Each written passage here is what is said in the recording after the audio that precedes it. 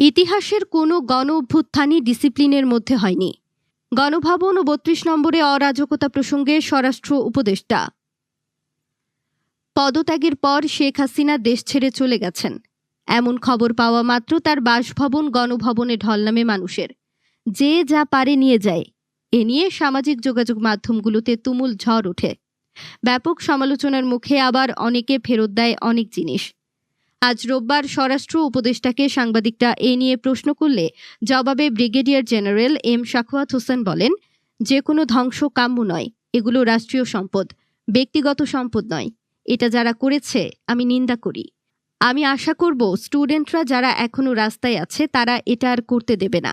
এটা কারো ব্যক্তিগত সম্পদ নয়, আমি এটার নিন্দা করি। এ সময় ইতিহাসের অন্যান্য গণ অভ্যুত্থানের উদাহরণ দিয়ে স্বরাষ্ট্র উপদেষ্টা বলেন, সারা বিশ্বে গণ অভ্যুত্থান হয়, এটা কখনো ডিসিপ্লিনের মধ্যে হয় না। কিছুদিন আগে একটা দেশে দেখেন, মধ্যপ্রাচ্যে আরব বসন্ত দেখেন, আমরা রুশ কিছু দেশে রাশিয়াতে দেখেছি, এটা হয়। কিন্তু আমরা গরিব দেশ, অত্যন্ত গরিব দেশ। এমন দেশে 2টা মেট্রো রেল স্টেশন ভাঙা হয়েছে, এখন মেট্রো রেল চলছে না। এগুলো আমাদের সম্পত্তি, এগুলো কেউ পকেটে করে নিয়ে যেতে পারবে না, কারো বাপ দাদার সম্পত্তি নয়, এগুলো রক্ষা করতে হবে। 5 আগস্ট থেকে দেশের বিভিন্ন প্রান্তে সংখ্যালঘুদের উপর নির্যাতনের খবর প্রসঙ্গে তিনি আরও বলেন, আমরা যাদের মাইনরিটি বলি, সংখ্যালঘুদের রক্ষা সংখ্যাগুরুদের একান্ত পবিত্র কর্তব্য। আপনারা যদি না করেন, মসজিদে গিয়ে সারাক্ষণ নামাজ পড়েন, সেটার হিসাব আপনাকেও দিতে হবে। আপনি কেন তাদের রক্ষা করতে পারলেন না? তারা আপনার কাছে নিরাপত্তা চেয়েছিল। এটা তো আমাদের ধর্মেই আছে।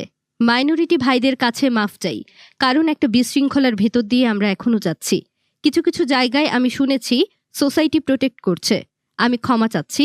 পুলিশ, র্যাব এবং অন্যান্য বাহিনীকে যাদের মোতায়েন করতে পারতাম, তাদের এখন অবস্থা তেমন ভালো নয়, তবে ফিরে আসবে।